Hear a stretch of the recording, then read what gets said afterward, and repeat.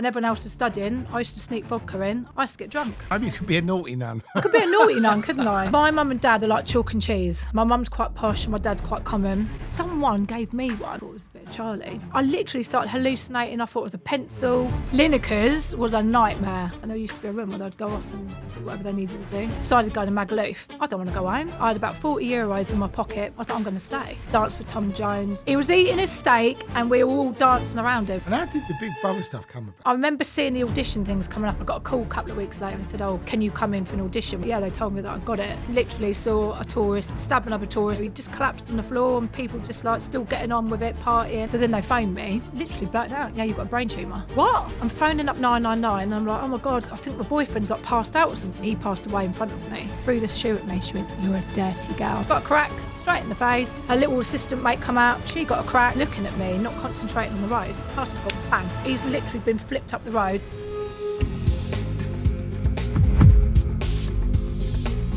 Welcome back to the Terry Stone Connection. And this week, we've got a very special guest.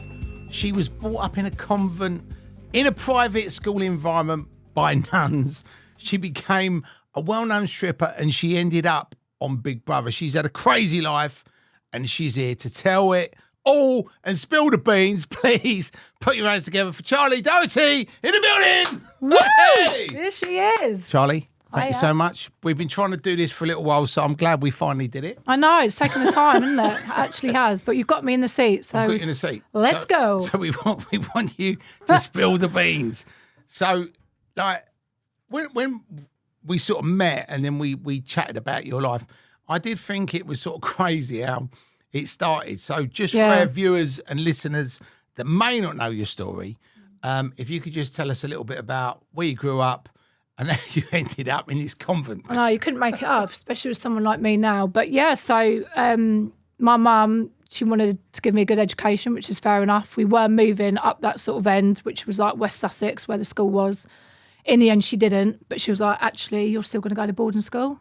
So my brothers were at home every night having their hot dinners and I was thrown in a nunnery in a convent school. So I was like, oh, great. And I remember seeing it.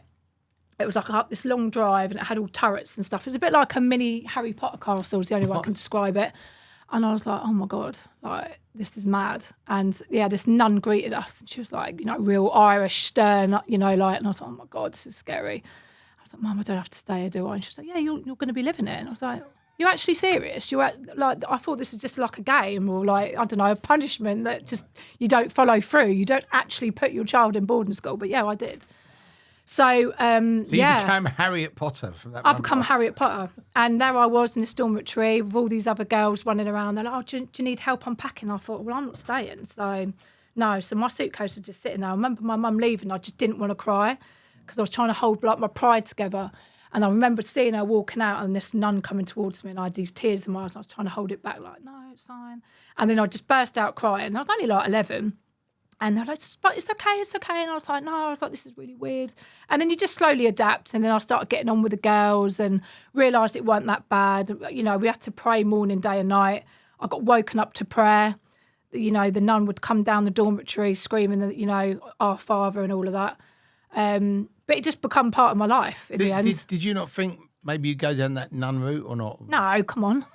Me, a nun? I mean, I'd love to, actually. Maybe I should. Maybe you could be a naughty nun. I could be a naughty nun, couldn't I? Yeah, for the ones that are a little bit risque. But no, yeah, it was just part of my life in the end. And some of those girls I still am friends with now. Amazing. They become like your family. And you know, I mean, obviously in boarding schools, there's obviously bullying and sometimes you hear about abuse. Did you see anything like that?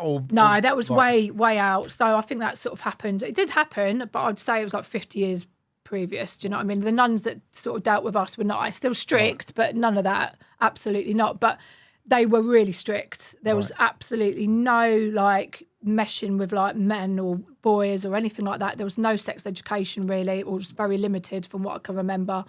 Really strict regimes with like homework. It was 2 hours every single day in a study, quiet. Even if you'd finished your homework, you'd sit there in silence. It was all very regimented. Sounds like a fucking scream. Well, yeah. I mean, you have to make it what it was. I mean, my highlight was watching Dawson's Creek in the study for half an hour, so I could just switch off and realise that I wasn't in this mad place. But it was what it was. I had to deal with it. How long did you actually stay at that school for? Was it till The duration. So I was there, I think I was 11 and I was there till 16, my GCSEs. And how was you? Was you academic? I was all right. I was never good at maths and stuff. I remember being like, because all the other girls, I remember being really clever and I felt a little bit out of touch. I had to do some exams to get into the school, which I obviously passed, but maths was just not my thing. And I remember feeling a little bit out of place with that. Everything else, like all the drama, the PE and English, I think I was all right with. But yeah, maths was a bit of a donut. And then what happened at 16? Did you? Oh, I rebelled like mad, obviously. So You're going to go one way or the other. You're either going to be prim and proper and go down the route they want you to, or you're going to be that rebellion one. And I was like, see ya. So you just went fucking nuts, basically. I went nuts. Yeah, I got put into another Catholic school, but it wasn't like a boarding school or anything. It was just a day school it was the next town to where I live. And obviously there was boys there. So I'm like, whoa, this is novel. I don't have boys in my classroom. So I used to get drunk.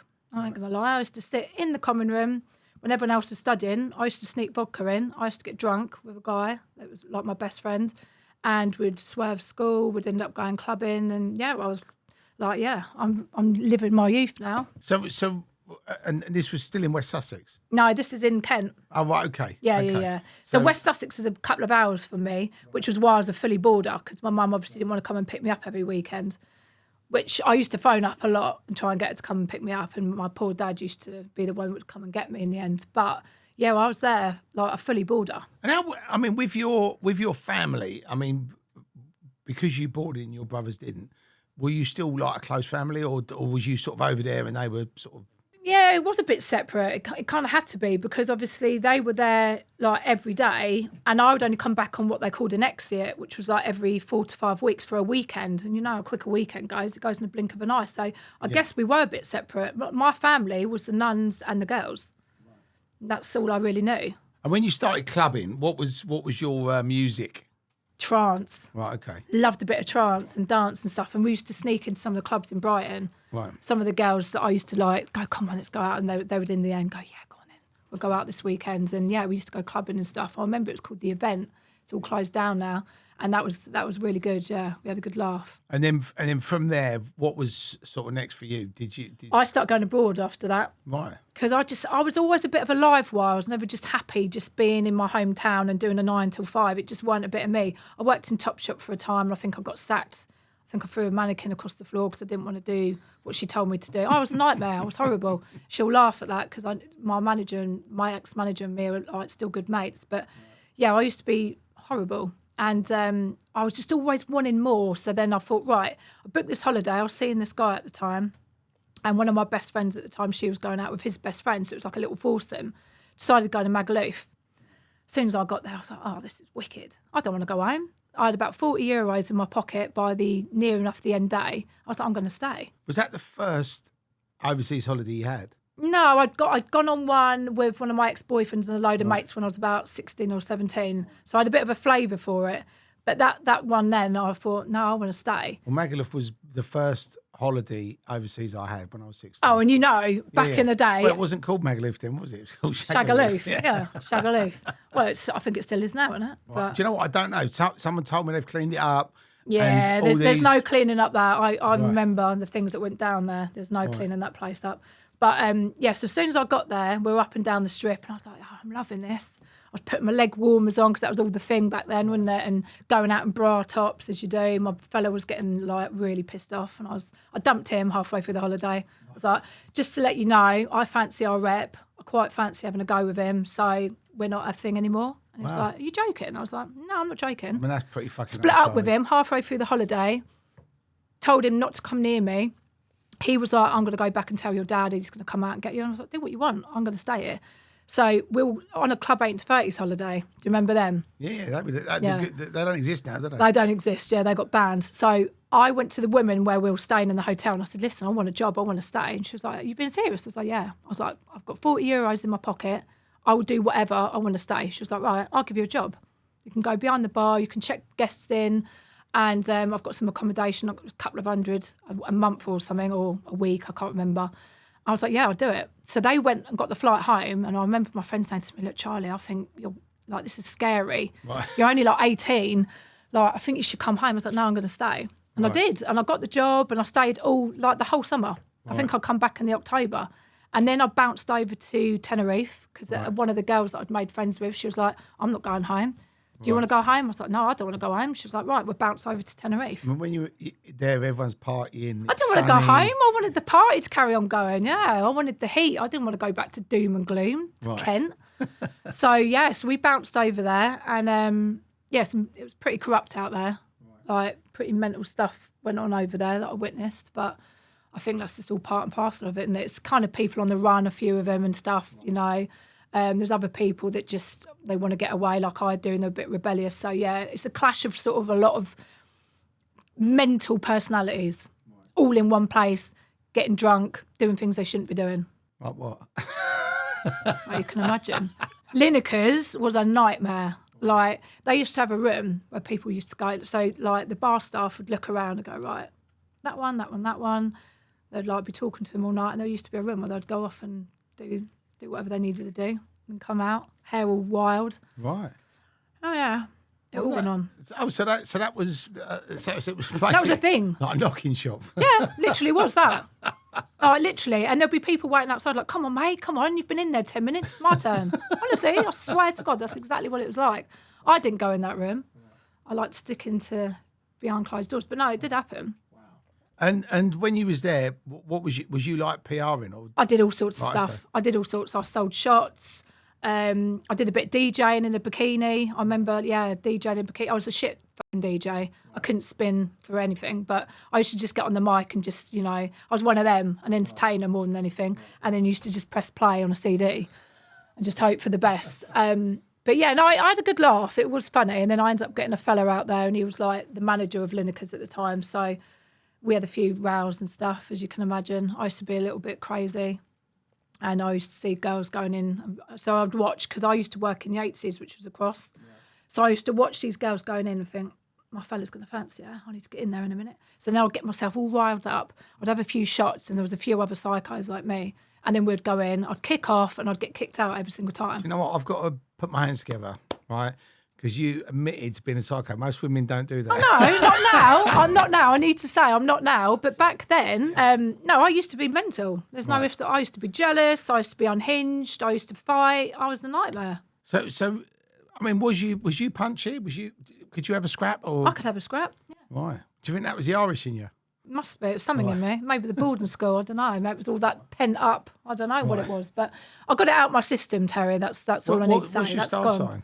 Capricorn, which is weird. Which is what day? It's like an earth sign. I'm meant to be really chilled. What day? 17th of Jan. Well, I'm the 13th. Oh, are you? Yeah, so Capricorns are normally like same people. So yeah. I'm surprised you said you I'm not meant to be a live wire, but I don't know where it comes from. But yeah, my mum and dad were fully aware of it. They used to know what I was like. My dad had to get me out of a few. Would you say you were the black sheep? No, we all are. All three, because my brothers are just as bad. They're worse, actually, so that's saying something. But yeah, we put my parents through hell. And when you was in Tenerife, I mean, you know, what was the maddest sort of stuff that happened? Did you see anything really bad happen? Yeah. I mean, there was a lot of fights going on between usually stag dudes that were getting too drunk and disorderly. And you've got to remember, the bouncers that they hired, they were rum men. They weren't just your box standard sort of security guys that you're going to get in the UK. They were, don't mess with them. And I used to try and warn these guys and go, look, I know there's a big group of you, but there's a big group of them and they come together. They're like family. And if you go against them and you go against the grain, they are going to come for you and they don't care. They will use violence. They'll use whatever they need to. They used to be like, whatever. You know what the lads are like, you know, football, women and beer, I'm on holiday, whatever. And in the end, I remember seeing this particular group coming in and I knew straight away they were going to be trouble. And I said to them, because I liked a few of them, I've been serving them drinks and stuff. And I said, look, keep it down because you're starting to, you know, rival a few feathers here and I can see it's going to, no, we're all right. Literally an hour later, I looked outside on the terrace. There was a massive punch-up going on. All the bouncers have come from far and wide. There's blood everywhere. And I mean, it was like a porcelain sort of like tiled flooring that was really light in colour. And I remember just seeing blood just dripping down and I was like, oh my God, this is horrific. And I remember seeing a couple of bouncers getting an arm and a leg and there was a horrible set of stairs coming down from Yates's. They got him an arm and a leg, threw this guy down, broken his neck, not a nice scene. Don't really want to know what happened. I think he probably passed away, but it was bad. I mean, that's, a lot of people that go away on holiday, they don't realise that in places like Don't mess around out there. Marbella, Tenerife. No, you don't. All those sort of places. Even the Spanish police, like I've seen some stuff happen in Ibiza, like you don't mess around with them. That's what I used to say. I was like, you are not above the law here, and they do not care about using violence. It's not the UK. This is different. Do not mess around with them. Well, we had one of our film premieres for Rise of the Foot Soldier Marbella. Yeah. We actually had a premiere in Marbella, and it was actually quite funny because there was a guy who was drunk, and he turned up with a bottle of Hennessy. Yeah. And he was just going, and then he just kept going. As you do. And I'm just thinking, this really ain't the right place to do this. No. And he kept coming going, oh God. And you just knew any minute. I said, look, mate, honestly, the best thing to do is just go. Go home. Because you're in the wrong place here, mate. Yeah. Oh, shit. They always think that this is a problem. And then one of the guys who was in the film was an ex-Special Forces guy, and he was stood at the top of the stairs. Yeah. And as we're walking up the stairs, this guy's following. And then the guy goes, you got a ticket, mate. And he turns around and he goes, what are you fucking like? Oh, here we go. So the guy's just gone crack. Yeah. He's just gone all the way down the stairs. And then we've just gone in the cinema and forgotten about it. But unbeknown to us, what happened was he got up, walked back up the stairs, and then one of the... Oh, he didn't go for round two? No, but one of the women that was the ushers was standing at the door. And she said, have you got a ticket? And he goes, I fucking slice your throat, right? So she goes, because she's Spanish, right? So she was like, no problem. And then she rings the fucking Guardia Civil. Oh, the Guardia Civil, you don't mess with them. So I'm on the stage just doing this conversation, thanks all for coming. This geezer sat like there, and I'm oblivious to what's happening. And all of a sudden, the fire doors go open, and these fucking Guardia Civil come in with shields and helmets on. What? And they run into the cinema, grab this geezer and just start smashing him up. Yeah, they do. They don't literally, they hold no hostages. They don't was just care. completely quiet, right? And then I was like, thank you very much. That is a publicity stunt. Let's get the film started. Everyone's going, oh my God, Jesus Christ. But it actually wasn't. It was him no, getting weighed in by the Guardia Civil. Getting a good hide in. Yeah, but what an idiot though. But that's sometimes when you're at these things, people don't know how to behave. But because obviously where I was over there and I knew the score, I used to try and warn these people because I knew what they were doing, and I was like, look, you are going to literally get yourself killed here, or severely, you're going to be in hospital. Yeah, you are. Or you're going to be banged up for your whole entire holiday, and you're going to have to pay them God knows how much to get out. They all think they knew better, and honestly, I used to see it week in, week out. I was like, they're idiots. Well, they do say money talks, right? So it does out there. If you get pulled over for drink driving, apparently you give them a couple €100. Yeah. They have memory loss, so... Yeah, exactly that. No, I've seen all sorts, honestly. I got arrested by the Guardia Civil. It was really bad, actually. Was that in Tenerife? No, that was in Ibiza. Oh, okay. So what happened with that then? Oh, I was dancing, and I got these really nice shoes, right, for dancing in. They were like these clear plastic ones, and I used to climb the pole. Right. And had you been started stripping then, or was this the... So I've skipped years now. So I went back to London after being in Tenerife. I'll tell you what we should do, Charlie, before we go on to that. When you was in Magaluf, did anybody get killed in Magaluf, or did anything bad happen? Oh yeah, I saw someone getting stabbed in the strip once. So me and my brother walking past, and literally saw a tourist stab another tourist. There was blood squirting everywhere, all over these girls. I remember it went all over this girl's dress. All she said was, "Oh my God, my dress!" And I thought, all right, he's half dead, but as long as your dress is all right. And I was just like, whoa, what the hell's going on there? He just collapsed on the floor, and people just like still getting on with it, partying. And I was like, okay, this is the norm then. Literally, no one was even aiding this guy. And I was like, well, I feel like I need to do something. My brother was like, no, keep away. And I got arrested in Magaluf as well. Right. And I didn't even do anything wrong, actually. In my defence, that time I didn't do anything wrong. I think it was like, I don't know, like guilty because I was with my brother who looked a bit, I don't know, my brother looks a little bit like weird. Not weird, but he's got one of those faces. I'm sure he'll enjoy watching his podcast. Not weird, but he had a few tats and stuff, and he's got a look that people look at and think it's straight away he's trouble. And he was PRing, and what was I doing at that time? I think I was still doing the Club 8 to 30 stuff. And all of a sudden we got pulled, and we had a good drink in us, and I was like, oh shit, what have I done? I'm racking my brain thinking, have I done something? I said to my brother, what have you done? I don't know. where's your apartment? Where's your apartment? They grabbed us, right, smacking me around the head. And I'm going, ow, that really hurts. And my brother's like, don't smack my sister. They punched him. And he was like, whoa, what's going on here? They must have been undercover. We had to tell them where our apartment was, get our passports, put us into this car, one of the police cars, just a normal box standard car. And I thought, we're getting kidnapped. So me and my brother in the back, and my brother said, I'm a bit worried here. And they kept shouting at us, don't talk to each other, don't talk. And we're going, all right. And he was going, I think you're going to get killed and raped. And I was like, what? He was like, you're going to have to run. Just do a run. As soon as this car stops, run, and I'm going to have to just punch him. And I was shitting myself because I'm only young. I was only like, I think I was 18 then. And they stopped the car and we're in the middle of nowhere. I had no idea where we were. They've kicked us out, smacked me around the head again. I thought, oh my God, if he does that again. Because obviously that was upsetting me. I felt like I wanted to defend myself, but obviously I wouldn't stand a chance against these people. And then we're in this room. They're screaming all this stuff about drugs or something. I was like, drugs? I was like, I don't do drugs. And then I had to sign this contract that was all in Spanish. And I thought, well, I'm just going to do it because they're just going to keep smacking me around the head. So I've signed it. My brother signed it. And they threw us out a back door and we had to find our way back to the resort. God knows what that was about. Still to this day, I have no idea. Right. So maybe they thought you were drug dealers. I didn't even look like one of them. I mean, my brother might have looked like it. But yeah, we were actually all right. We were legit doing jobs. But I don't know, mistake of identity or whatever. But yeah, that was horrific. And I was just like, oh. I remember telling my mum and I downplayed it. Well, she knows now, but it's all right. I'm older now. But yeah, that was pretty scary. Yeah. Crazy stuff out there. Any other crazy stories in Magaluf? There's probably loads. God, where do I even start? I mean, it's just like tourists being tourists, and then you kind of. What was the one about the PR one when you was PRing and? Oh yeah. So I was PRing with one of my crazy mates, and we befriended these two older guys. They're really nice, and they come in. We were only PRing for this tiny little bar. It's a little rubbish one, but it was opposite that big nightclub, BCM. Yeah. So what we would do is we'd wait for them all to come out pissed up and bring them straight in. Obviously, you get a little bit of commission, anyone you bring in.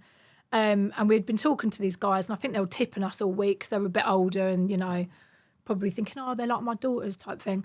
So we'd see him come out the club, and I was like, oh, there's those guys. So I can't remember the guy's name, but I must have known his name. And I beckoned him over, and there's a big sort of main road in the middle of it. He's like, oh, no, not tonight. And I'm like, come on, come over and have a shot. No, come on, come and have a free shot. He's like, oh, all right.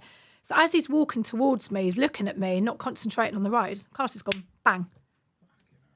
Literally, he's down. He's literally been flipped up the road. I remember his shoe flying off in the other direction. His mate's just like a rabbit in headlights, like, what the hell's just happened? And I was like, what the fuck? I'm standing there like, oh my God, like, is he going to be all right? So the ambulance has turned up and they're working on him for ages. And I think he died in the ambulance in the end. They didn't really tell me, but I think they said in the end that, yeah, he'd passed away and they just didn't want to say anything. And I was like, and I remember just this guy holding his shoe and just standing there. And I was like, oh my God, because I felt obviously responsible for that. Because if it weren't for me pulling him over, that wouldn't have happened. So that, yeah, I had to take a bit of time off after that. And then I think I ended the PR and I thought, no, I'm not interested in that anymore. And then I went on to doing, I don't know what I did, probably dancing or something. Right, so many things, honestly. So you had a few moves. I had a few moves, or so I thought I did. and then from there, you went to Tenerife. I kind of bunny hopped for 2 or 3 years like that.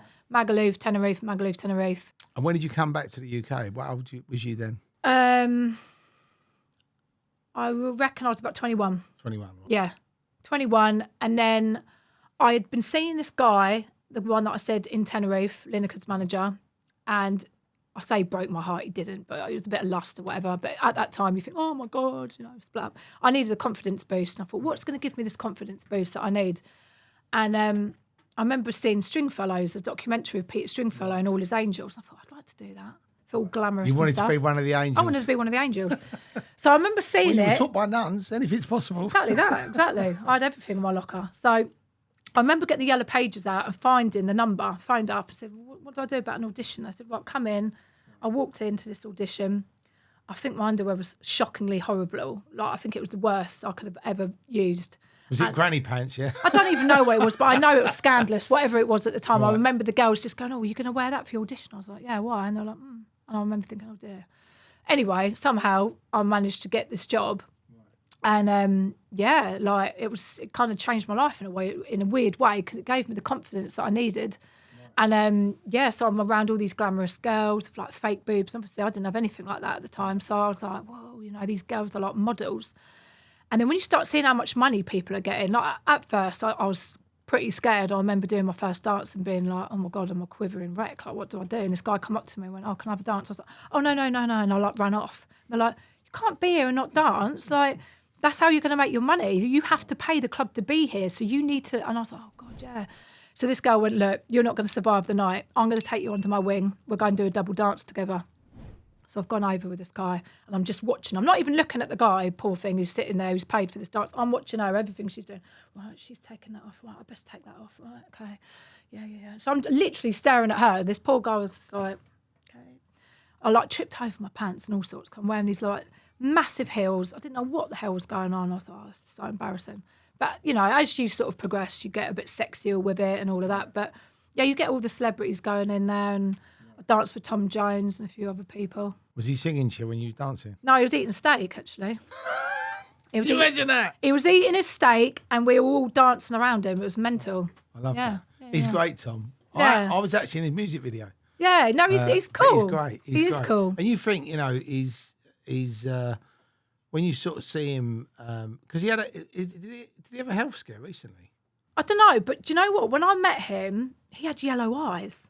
And I remember thinking, I think you might be a bit unwell or something, like jaundicey kind of eyes. Do you know what I mean? I couldn't. Is Tom Jones dead? He's not dead, is he? He's not dead. Thank God for that. He was on The Voice, wasn't he? Yeah, but I think recently he did have a. Oh, did he? He had a big health scare. Yeah. Well, shouldn't he? Yeah, but he's.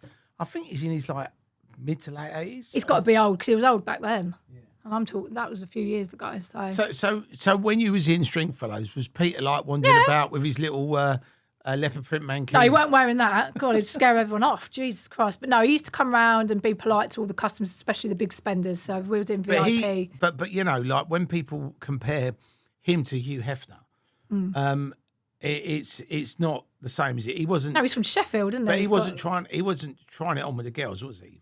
He had. He was going out with one of the dancers. I can't remember her name now. In fact, I think he married her in the end. Right, okay. Yeah. But he wasn't like Hugh Hefner. He was a little bit touchy. Like, if you were standing there, you'd have a little, little tickle on your back type thing, But they were all like that. Right, okay. What the all the management and stuff. Right, okay. Yeah. Oh, they're going to be. They're surrounded by all these beautiful women. Yeah, because a friend of mine worked in a strip club and he actually said that when you think about it, it sounds great, wow, but he said when you I think they get turned off in the end. He said I've seen so many boobs and stuff. In the end, it's just like, oh, I want to see someone fully clothed in a tracksuit. I mean, I've always struggled to get my head around strip clubs, right? Because so have I, and I worked at one. Right. I would never spend it. But because I, and I want to ask you this, because when guys come into a strip club, right, and they have a dance and they pay the money, and they talk to you and whatever. What are the rules? Because some guys do take the dancers out, some guys do meet them after work. Yeah, so I think with the mainstream big clubs, they're very, very strict, which is what I liked. I was really professional, and people always get a bit of like a bad name when you say you've been a lap dancer, because they think straight away she's easy, she's a player, she's this, she's that. A lot of them aren't like that, and a lot of them are really just professional. I'm not saying all of them are like that, because I know some after parties used to go on and some mad stuff used to go on. I weren't one of them. If I fancied someone and I found someone good looking, I couldn't dance for them. I used to go for like what I would find ugly and a bit repulsive. So any boys, that was easier. So any boys watching this, if she said no to you, I fancied you. Yeah, I probably did, and I probably wouldn't be able to give them eye contact. Yeah, because obviously I'm only human, so someone I fancy, I want to do it the right way and be courted and stuff. I just don't want to get naked straight away. I know your name and now I'm getting naked. That's not right. But the ugly ones, yeah, that's fine. Yeah, but he paid you 20 quid. No, I'll be getting more than that. Christ. No, anyone that used to say 20 quid, I'll be like, yeah, that girl over there, she'll do that. So what was, I mean, when you had a good week there, what would you earn? I don't kiss and tell, but a lot. Right. No, the only reason I'm interested is because some people say you can earn all sorts. They earn £1 a night. Some people say 10 grand a night. I'm just interested in ridiculous amounts of money. It can be ridiculous, and it can be like you could go away with nothing one day. It's really weird, right? It's not always how you look and how you perform. Sometimes it is literally luck. So you might have been waiting around all night for a good customer to come in, right? And sometimes there's like a queuing system in some of these clubs. I can't remember if Stringfellows was like a queuing system, but it's sometimes first come, first served. Take a ticket. Yeah, literally like that, yeah. And you could tell someone that was going to spend. You could just kind of tell, especially if it was someone walking on their own and they looked well and you know they're there to spend money. They're not there for like a stag do and they're just going to do 20 quid. And sometimes it would be a girl that isn't very well known and she's only been in the game for like a week and she'd go and earn like $5,000 and be like, whoa, you know, it sometimes was Is that mainly, luck. but that's tips, right? That's not that they just. So you'd pay your percentage afterwards. So whatever you'd earn, they would take like 20 or 30% off, and then you'd get a cut at the end of it. And then you also pay a house fee on top of that as well, which I don't know. I think it was 80 quid or something like that. Yeah, because I've always never understood why guys go to strip clubs. I don't really, because I wonder what they're really getting out of it. But that's what I mean. If you go there and you spend $5,000 on a girl for the night, they could go and do that. But you don't get the number. You don't go out on a date. You don't pull her. No, I know. What is and it? they're not getting sex. Is they're not allowed to touch. No, but is it a thing where they just like? I think it's an ego thing. Right, I think they want to go in there around loads of good-looking women and they want to have their egos rubbed. And maybe they've had a bad day at home or the wife's pissed them off and they're like, do you know what? I'm going to go and spend $5,000 on a stripper because you fucking pissed me off. I felt like it was that kind of thing. And yeah, because what you were saying earlier about the you know, if you met somebody, you know, outside of work and said, "Oh, I'm a stripper, or a lap dancer, or you know, professional dancer," straight away they either go, "Oh, she's easy, she's a brass, whatever." Right? Oh yeah, I'm pigeonholed straight away. People have that persona, view, yeah. But then on the flip side, when you're in there working and these guys are coming in, yeah, because I knew a girl who used to be a stripper, and then obviously she come out of it and she sets up a business and she's like, done really well. Oh yeah, but that was the money she did for set up her business, so that it was like a means to an end. But she actually said that when she was working there, it made her feel like she lost faith in humanity. She was looking at these guys thinking, because they're all the same. I know it's pigeonholing, but yeah, no. The problem you get is you do get to see the flip side of what a man's really thinking. And not what he's saying in front of his wife. So you'd get guys that were really loyal to their wives and really loved their wives and been with their wives for years, but they would need that little fix of having a dance or having a conversation with a girl or whatever. Sometimes you didn't have to dance, they just wanted to sit there and chat to you, but more times than none, like they wanted you to get naked. And I did used to think, like, I know you're a good guy, you do really well for yourself, I know you really love your wife, you're getting pictures of her and showing me, you're showing me your kids. Might be a little bit inappropriate, but they felt comfortable doing it. I'm doing a job, so I'm just going to entertain it. Cool, yeah. But I used to think it is a bit sad because even the nice ones, they still come in and have a dance. And then I was then in a real predicament when I was in a relationship because I used to have to think, would I be all right with them going into a strip club and having dances? And from my perspective, I was kind of like, if it was someone like me giving them a dance, I'd be all right because I know it's completely just work related. But I knew other girls would take it too far and they would fancy him and want to go home with him or whatever. So it was really difficult I was always feeling really weird about stuff like that. Because I didn't want to be like a hypocrite and be like, I can do that job, but then I can say to my fellow, no, you can't go in and have a dance. But do you think that made you look at men differently? Yeah, it did, unfortunately. It's probably why I'm single now. Right. Yeah, I'm very picky and I'm a bit weird and high maintenance. I'm high maintenance, but as I've got older, I've definitely got more chilled. I know that I've definitely got more chilled, and I've got a bit more of an open mind. I used to be very particular. You had to look a certain way, you had to be a certain way, and if you didn't do as you was told, see ya, next. Oh yeah, it was a nightmare. Next. Yeah, I literally was like that, and I used to cheat and also I was horrible, but. That was only in like my 20s, and then when I got to 30, I started like... Why do you think you cheated? Was it just because you just didn't really... Didn't take it seriously. That's what I mean. You just... No, it was just, you're just passing a bit of time. So Tom Jones was one of your scalps? Yeah. Stringfellows, Yeah, I danced while he was for hitting a steak. Who else have you danced for? I've danced for loads of famous people. Who's the most famous other than Tom? So, what's his face? Oh, do you know? I always forget his name. Who was the one who was married to Katy Perry? Oh, Orlando Bloom? No. The English guy. Was he married to her? Oh, what's his name? I can't. Russell Yes, Brand. Russell Brand. It's right on the tip of Oh, my tongue. sorry, Russell Brand. Yeah, that was before Orlando. Yeah, no, wasn't this it? is way before he was with her. But I can't remember who was getting married, but he came in with Jimmy Carr.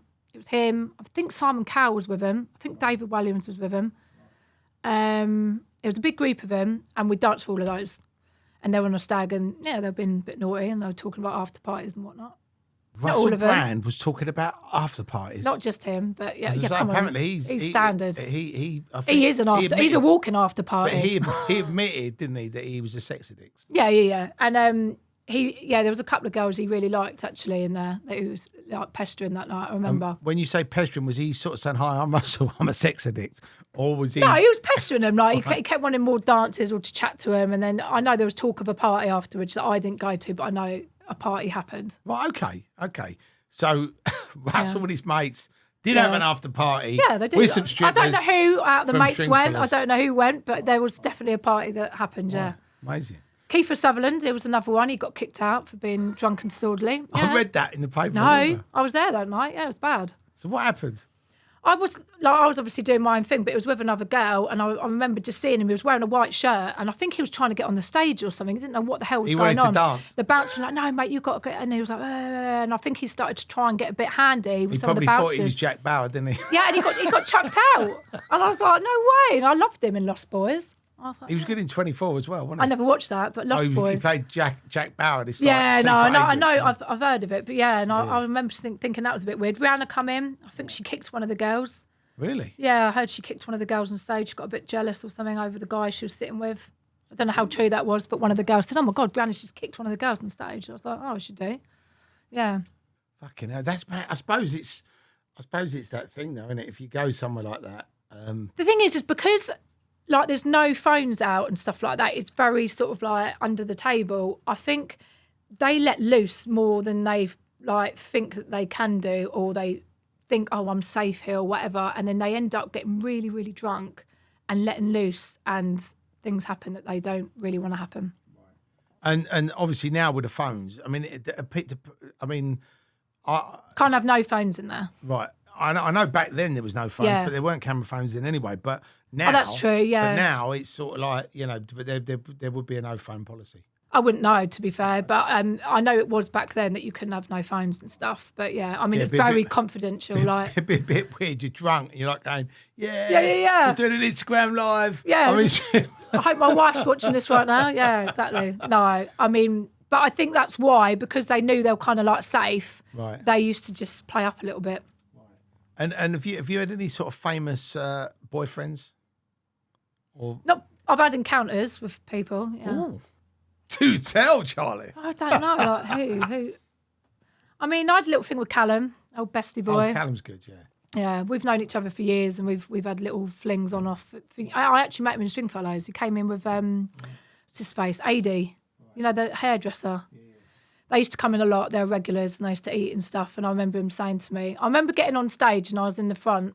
And when I got down, he was like, "You're new here, aren't you?" And I was like, "Yeah, how do you know?" And he was like, "Because you can't dance." I was like, "Oh, thanks, mate." But it I was think like, that was his pickup line. yeah, I know, how smooth. And it worked because I sat down straight away. I was like, "Oh, I recognise you." And I was just like, "Oh, yeah, you might know my dad." And that's how we got chatting. He's actually a nice guy. He's a good guy. I get on really well with him. So, yeah, we've had a few little encounters. But I've had a few like that over the years. So, yeah. And then in Stringfellows, you also worked Spearmint Rhino as well. Yeah. What was the difference between those two? And what was the reason why you went to Spearmint? Or did you just alternate it? So no, I left Strings because it started getting a little bit. So Peter died, and it just got really, really strict, and they started taking more money off us, and I weren't getting a lot of money anymore. Like sometimes I'd walk away with maybe 80 quid or something at the end of it, and I was like, what is the point? And someone Might said, as well go and get a job in McDonald's. might as well. They would have definitely earned more. So someone said, go to Spearmint Rhino. So I did, and I liked it because it was a little bit down market from Strings, but you'd still get the famous faces going in there. But it's not about that. It's about what money you're earning at the end of the day. Why do people call it peppermint hippo? Because people go. Well, because it's spearmint rhino, isn't it? It's just like peppermints. Yeah, I Made me know. laugh. Loads of them used to do. It used to annoy me. I used to have this guy that used to come and see me. He was like, "Oh, I'm in peppermint mint or whatever it is," and I was like, "Oh, shut up, mate. It's boring." But yeah, I don't know why the name anyway. Spearmint rhino. I mean, it doesn't make any sense at all. But no, that was an all right club. I got on really well with the management and stuff. I actually fancied one of my managers, and that was really embarrassing. I ended up telling him once in our beef, and that got a bit embarrassing. But I had a good laugh there. And from there, obviously you was talking about Ibiza, because was you tripping in Ibiza as well? So when I went to Ibiza, I did the podium dancing. I worked in Est Paradis, but it was all like Spanish dancers, and I didn't speak the lingo. And I used to just get bored because I'd do my set, which they worked you really hard, and I had to climb up this massive ladder in heels, and I had a bit of like, what's it called? Not vertigo. Where is it when you look down and you've got a funny... Oh, you just don't like heights. Yeah, that. And I used to think, oh, Christ. So Is it vertigo? Is it vertigo? I think it's vertigo. I think it's vertigo. So I could never really look down. So I was always upright thinking, oh my God, I might fall and hit my head or whatever. So, and then you'd work really hard for like 15 minutes. You have to dance solidly for 15 minutes. It don't sound like a lot, but when you're doing it, I was sweating so much. And I'd do all my hair and all my extensions would be sticking to me and I'd feel really just rank. And then we'd have to sit in this like little bit in the corner, the little VIP bit, but they're all Spanish. They'll all be speaking Spanish. And I used to be sitting there thinking, yeah, hola, yeah, cool. That's all I know. And then, I just got really bored of it. And the money was crap for what you were doing. So someone said, well, why don't you do some lap dance now? And I was like, oh, is it the same as in England? They were like, well, no, but it's probably going to be a bit different, but it's the same sort of thing. And it was very different. What was the club there? What was it called? Taboo. Oh, right, okay. And what was that I like? was there on the opening night that What opened. was it like comparing that to the English lap dancing clubs? Different. Massively different. Like, nowhere near as much money. It was like a rave. Everyone was off their faces. The management were off their faces.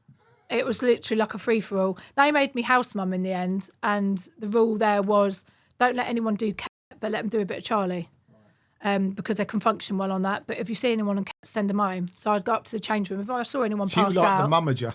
Yeah, I was like literally the house mum, and I'd go up and I'd go, right, you're on cat, aren't you? No, I'm not. I'd go, you are? You're going home. Why the fuck would anybody do that in their Oh, they're all off it. I never understood it. Someone gave me one. I thought it was a bit of Charlie. And I was getting a bit tired, so, I had a little line. It's bloody cat. I'd never done it before in my life. So 5 minutes later, I'm walking through this club, and it feels like I'm walking through jelly. I was like, what is going on? I was like, my legs feel really weird. I ran up to this girl. I said, what is that stuff you've just given me? She was like, it's just cat. And I went, cat? I didn't know it was cat. She was like, oh, no, I thought you knew. And I went, no, I've never done this before in my life. I literally started hallucinating. I thought it was a pencil. Honestly, I thought it was a human pencil. I remember squashing myself up. I walked into someone's dance. My manager was like, what are you doing? What you doing? He was an Italian guy, Hermes. What you doing, you idiot? And I was like, oh, I don't know. I was like, I think I'm a pencil. He was like, get her home now.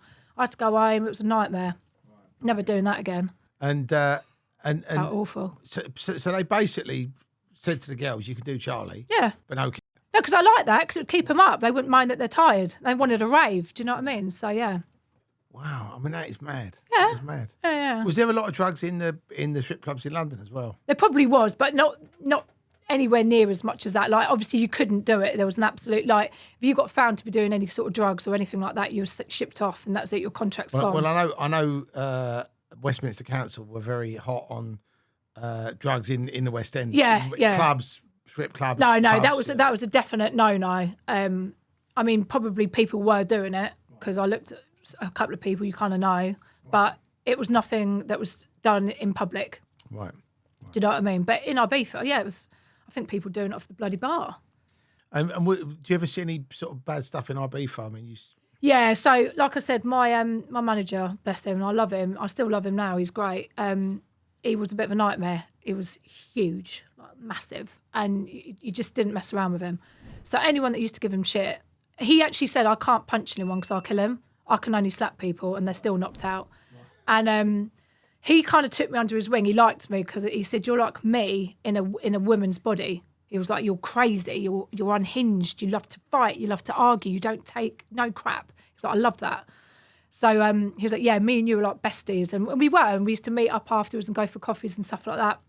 And I remember him, outside, these guys were giving him shit. And he was like, "You're not coming in." For whatever reason, he weren't letting these guys in. One of them gave him shit. Bang, bang, bang. Slapped all of them. I think it was 3 or 4. All knocked out in a line, like a box of sardines. And I was like, whoa. And he went, "Good thing I didn't get my chain." Anyway, back in. And I was like, oh, my God. And I got into trouble once in the sex shop because these shoes, we're getting back to the shoes. I bought these shoes and I can't remember exactly what happened. I think I climbed up the pole and they broke and then smacked me on the head as I was upside down. And it nearly knocked me out. And I was like so embarrassed because I had this big like group of people watching me and I was so embarrassed. And I'd spent about €100 on these shoes and I was like, right, I'm taking these back. So I've gone into the sex shop and I said, "Listen, I bought these shoes, €100 or whatever they were. I want a refund." She went, "You're not getting a refund." I went, "Well, I bloody am." I said, "I'm not leaving until I get a refund." So there's a shoe. It's shit. Either give me my money back or I'll replace them for another pair of shoes, whatever. She literally looked at me. She threw this shoe at me. She went, "You're a dirty girl." And I went, "Excuse me?" I said, "What's that supposed to mean?" She went, "I know what you do." Out of my shop. That was it. She got a crack straight in the face. Her little assistant mate come out. She got a crack. There's this girl next to me. She's, "Oh, Charlie." And I was like, "Yeah." Then I'm throwing dildos all around the shop. The place is getting an absolute turned out. Literally, there's stuffed dolls going everywhere. I'm literally losing it because now she's locked me in. I'm calling the Guardia Civil. I was like, "Go on in, call them." And inside I'm thinking, oh, shit. She's calling them. I'm in trouble. Started sticking blood dolls to you. Yeah. I was like, oh, my God, what am I going to do? What am I going to do? So anyway, like I'm in this sex shop. There's dolls and everything everywhere, dildos everywhere. And I'm like, oh, my God, what am I going to do? She's like, "You are in trouble now." So I had to phone up this manager. I said, "Look, I'm in trouble." "What do you do? What do you do, Charlie?" I went, "Oh, I think I've just hit a few people and I'm locked in a few people in the sex shop. I'm locked in the sex shop. Which one? Which one?" I went, "The one by the workers' place." "Oh, all the workers are going to see you now." And I was like, "Yeah." So anyway, he's had to speak to the Guardia. In the end, the police locale came. The Guardia have gone, thank God. And they've had a word and I said, "Look, yeah, I might have given her a little tap or whatever." But I said, "She called me a dirty girl and I don't like that." I was like, "Don't start calling me things like that." I was like, "I'm just trying to get a refund." They said, "Right, she'll get a refund. You're banned from here forever." I was like, "That's fine." And I still got arrested and put in this police locale. All they wanted to do was see my passport. Everyone was filming me, all the workers. They're like, "Oh, Charlie's getting arrested for trying to steal dildos." I was like, "Yeah, great." Then I'm off and everyone's going, "Yay!" And I'm like that. See, you made up a story about returning the shoes, but really, you because I was trying to get away with it. The Ibiza dildo heist. That's what it was. That's exactly. And she caught me red-handed. But yeah, so that was pretty mental. I'm not like that anymore. I'm really not. And like I said, believe you, do you know what? No, but doing those seasons abroad, that did something to me because if I hadn't have done that, I think I'd still be a bit loony now. But I am so not like, and it's weird me saying that I was even like that because the person I am now, I'm not like that in the slightest. And I think, God. So I think I needed to do those seasons just to level me out a little bit, to realise what the world was about, that you just can't behave like that. We all play up when we're young, don't we? Like, did you have any funny sort of drug stories when you was out? Did you go on any like mad benders or? I never was a big drug taker. Right, okay. I was kind of high on life. I was a bit mental anyway, Right, so I think didn't need drugs. Put that in me, and I would just be a loose cannon. I think I would have just been banging trouble. But yeah, obviously, loads of mates of mine did, and I used to see them in some kettles and all sorts of stuff, and I used to think, oh God, hugging the bed and hugging lampposts, crawling along the floor, speaking to things that weren't there, and I was thinking, oh God. Yeah, I mean, that's enough to put you off, right? The other thing was that what's that liquid stuff that people used to put in the drink? That was really, yeah, that's it. They used to all be bang on that. I don't get that. I don't get that. And I used to say, anyone ever puts that in my drink, I'm going to go nuts. I was like, because I do not want that. And I used to be really weird about anything that would trip me out. Yeah. So, but yeah, everyone was off their faces all the time. I used to see some right weird stuff coming. Like literally just walking home was like a sketch out of something like that used to just blow my mind. I'd see people fighting. I'd see men going off with like the big prostitutes, you know. And then I'd see people like off their faces on drugs or puking in like flower gardens and stuff. And I'm like, gee, that's just walking home for 5 minutes. I'm seeing it all. I was just like, but it's just, you just kind of took it in stride. It's just everyday stuff. Ibiza is a crazy place. It is. I love it. It's a naughty island. I haven't been there for 2003 was the last time I went. 2003? Yeah. No way. My God. I've got loads of mates out there and they all keep saying come out. And it's changed now. It's something. It's not like the old school days. Right, okay. The last time I went was 2 years ago. I was bored. I was like, this is completely changed. Really? Yeah. Was it? Because I used to like the Strip. It was cheap and cheerful. You had all the old pubs up there. It's all gone now. It's all quite pretentious. Right. It's really expensive. Everything's gone up. It never used to be like that when I was out there. It's rough and ready, you know. Okay. So loads of Irish bars and all stuff like that. Karaoke's. With the upmarketness because of the boarding school stuff. Well, you know, I try to, but I don't really like pretentious, if I'm honest. Right. I am, you know, I quite like the bit of chaff-tastic sort of places. No, I do. And when did you sort of decide you was going to leave Ibiza and come back to England? Was you there for a couple of years? Or? I was there for a couple of years. I came back because I thought I'm getting to the age where I'm bored of it. There's only so much partying and stuff you can do where it gets to the point where you've done it all. Because if you think about a normal person at home, they do their 9 till 5 and they usually go out maybe on a weekend or maybe twice a month. I was out every night. I didn't miss a thing because I'd FOMO. I didn't want to miss out on anything. So I'd be on like booze cruises after work at like 6 a.m. Honestly, and then all the like the closing parties, I'd be there for like 12 hours dancing, and then literally my legs at the end of it, oh my God, it was like I had shin splints and I'd have to put my legs up for like 12 hours after that and just couldn't move. But it got to a point where I was bored of it. I'd done it all so much. I was like, I'm done with this now. I think I actually just want to go home and go around Tesco's. Right. I just wanted normality again. Right. So that was when you thought, right, it's time to go home. Go back to Kent. Yeah. Yeah. And how did the Big Brother stuff come about? Because when you come back here, was you still dancing or did you? I did a little bit. It was on and off. I didn't do it consistently. I'd do the odd shift here and there, but nothing major. And then I remember seeing the audition things coming up, and my mate said, "You'd be well good on that." I was like, "Yeah, it would be funny, wouldn't I?" But I was like, "I'd never get on it." And she was like, "Why don't you just go for it?" And I was like, "Yeah." She was like, "I'll take you up like Folkestone Hills, and we can talk about all Folkestone in the background because that's where I'm from." Right. I was like, "Yeah, that's a good shout." So we went up in her car. And I did this audition. It was really cheesy. I remember off the top of my head, it was something like, "Oh, I'm Charlie. I'm the best thing to come out of Folkestone," some crap. Have you still got that video? Probably somewhere. Please send it to me because I'd love to put it in a video. No, honestly, I will try and find it, but it was so cringe. And it was like my mate was interviewing me. Why would you be a good housemate and all of this sort of stuff? Anyway, I sent it off. I got a call a couple of weeks later and said, "Oh, can you come in for an audition? We've only got 2 dates. There's one in Manchester and one in London."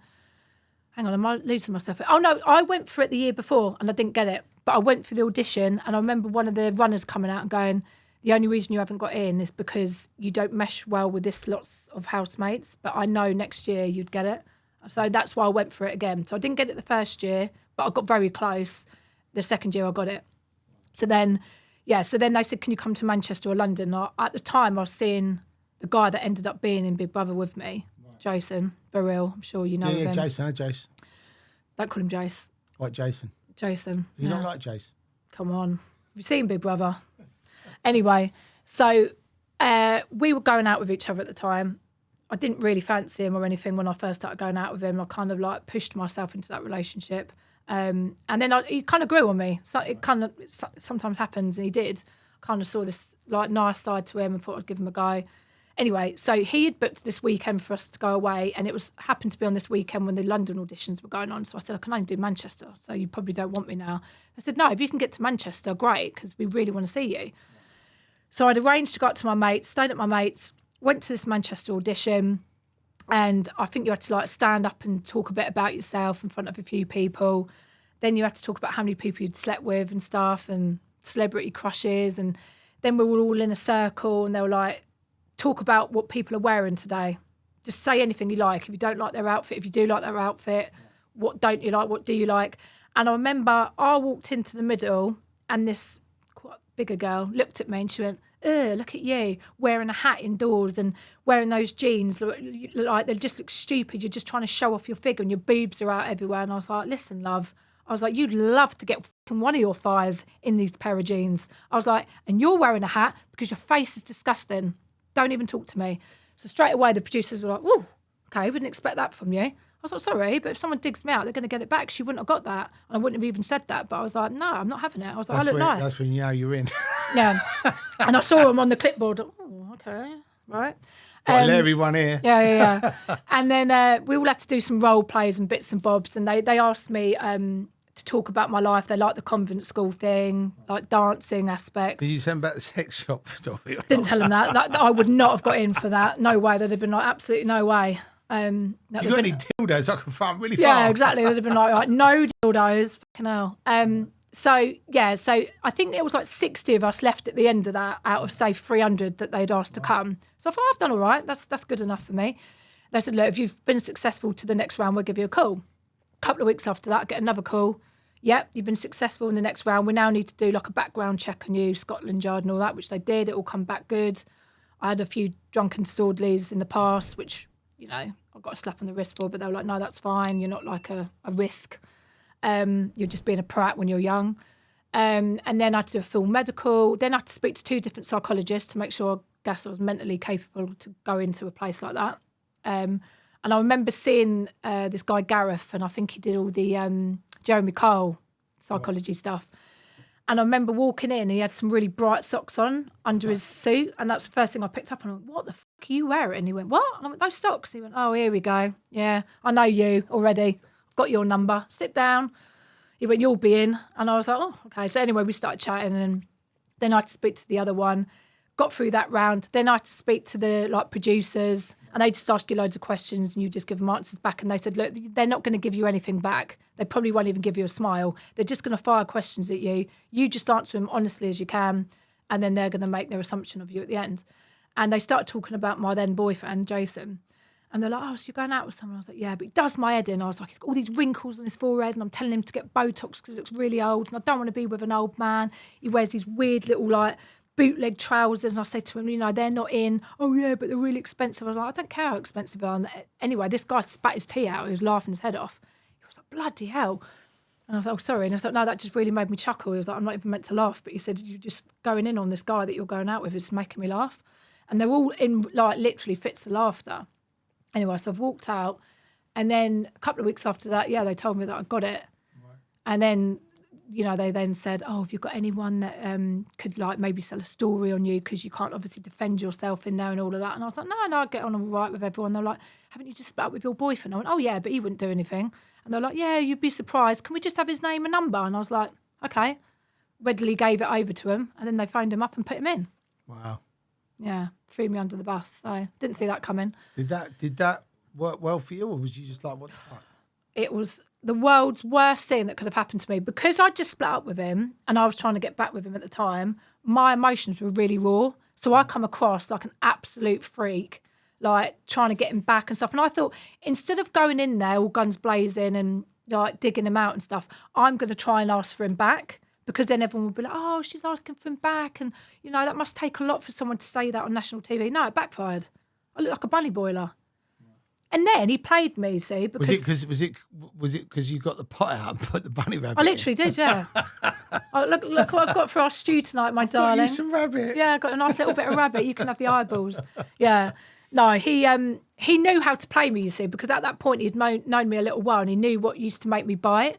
And I remember him saying, when we first used to start going out with each other, I really like women wearing like a man's shirt in the morning, like as like a pajama thing. It was like, it really does it for me. And one of the really pretty girls, Evelyn, she was like, "Oh, my pajamas aren't, I think they were dirty or something, or I haven't got any pajamas." And he went, "Here you go, wear this white shirt." And he gave me this look. And I went mad, obviously. And he knew how to make me bite. And looking back, I think, "You're an idiot, Charlie. You should have just shut up." But I couldn't.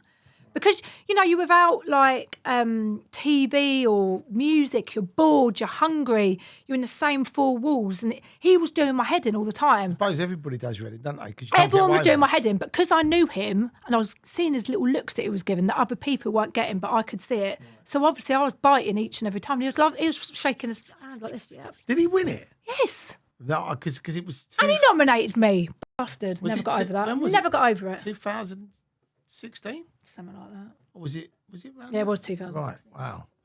So he actually won that. He bloody won it. Wow. He didn't even audition.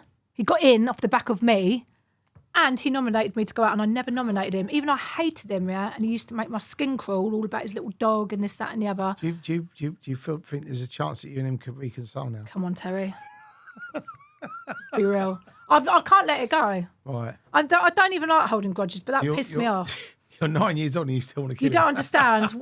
When it was live and he come out and I was begging for Huey to win, because it was about him and Huey. I was begging for Huey. Was you like please. doing all the Huey, get everyone to vote? Honestly, everyone, I was like, Huey. But when we were sitting there, and I thought, oh my God, and they said it was really close. I thought, please don't let him win. And when they said his name, the camera panned round to my face and they were like, clap, smile and clap, Charlie. And I was going, So you should have done that. You should have done that one. just go like that, fuck off. And then I saw him coming out going, yeah. And I was like, oh my God, I just wanted to throw a can at his head. Just think of what could have been. Yeah, I could have won it. But, No, I would never have won it in a million years. But I'd have why- done all right, and I wouldn't why- have looked like a psycho. But why don't you think you would have won it? Because I think Because I people think do with- like people that are confrontational and no, they do. interested. But I do. I think in my year we had so many amazing characters. I just think I was a little bit. You didn't really see the whole of me. Well, they edit it, so they made you Oh, look. they made me look like an idiot. So you were. I was Glenn Close. I was Fatal Attraction. So, That's what. And I haven't actually looked at the whole lot because it makes me cringe so badly. So but Charlie the clips that I was- have seen, I can understand why people thought that. Because the way they have edited it, it was always like I was having a go at him or crying all the time. But it wasn't. That happened very rarely, or when he was rivaling me up. But they wouldn't show his facial expressions. They're only showing me. And they can make anyone look however they want. So if they want to like target me that week, which is what they did, that's what happened. So just to put it out there, Charlie isn't an I am angry not a bunny psycho. boiler. I'm She's all right. not an angry bunny boiler. No, I'm not. I'm all right now. I've had my therapy. No, I'm joking. So where did you actually place on that? Where did you I was 5th out, I think. come? Okay. So I was mean, two and a that's not half bad. weeks in. It's not too bad. Andrew Tate was in my series. Right. Okay. What was he like? Normal. Yeah, on the fence. I thought it was boring. Did you find him attractive, or was he not? No, your he type ain't a of bit guy? of me. No, I've never found him attractive. He's a bit better now. He's like bulged up and shaved his hair off, but he was a bit skinnier back then. He had hair and stuff, and I just found him a little bit boring, if I'm honest. He actually came into Spearmint Rhino after we'd finished and coming to see me for a night. But yeah, everyone always forgets that he was in there. Fun is that? So there was Andrew Tate, Jason Burrell, and you. Then we had Huey Morn, Letitia Grace. She's been on a few bits. Alex Cannon. He's been on a few bits. Yeah, it was a good series. There was a really Marco Pierre White Jr. Yeah.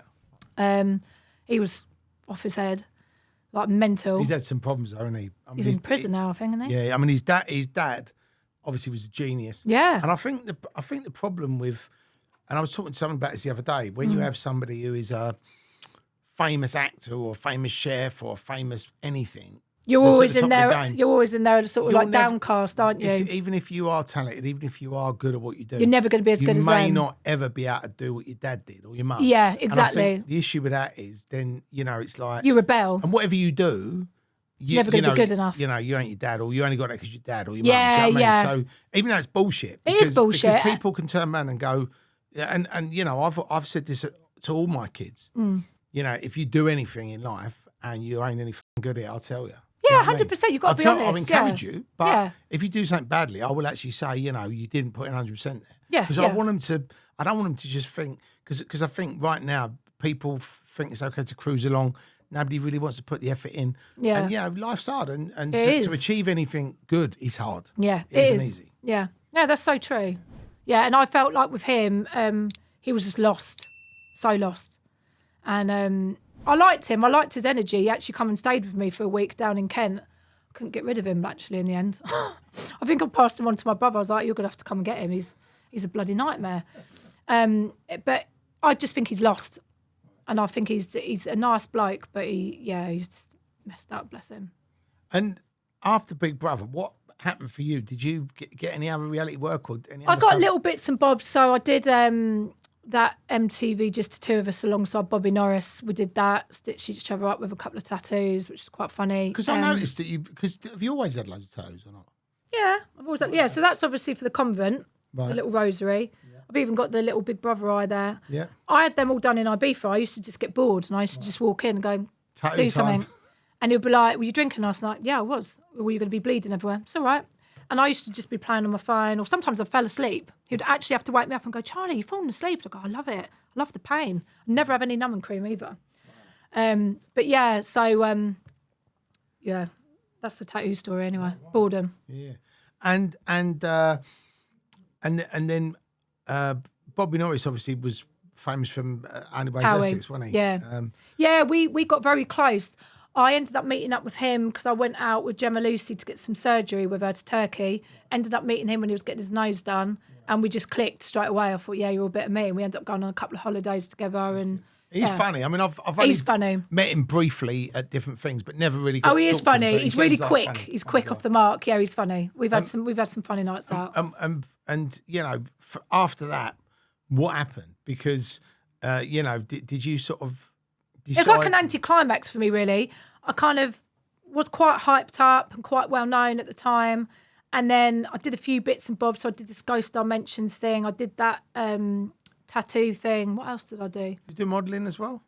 I've done a bit of that in the past. I was in Nuts a couple of times and things, but that was many moons ago. And then it was like a bit of an anticlimax. I didn't really know what I was doing. And then I kind of got to like 37, 38, and then I got with a guy that I'd known of for years. I'd known of him for like 20 odd years, but I didn't know him well. We got talking on social media, and it was a bit of a whirlwind romance, and he was quite sort of full on into a relationship. He was just out of a relationship, and I think we sort of just found each other like that, and then I got pregnant. Wow. Really, really quickly, which was not on the cards at all. Do you know what though? It's probably a good job you did, because once you go over 35, it is harder to conceive. Yeah, that's it. And I actually didn't think being a mother was on the cards for me ever. I just always thought I'd be, never having kids.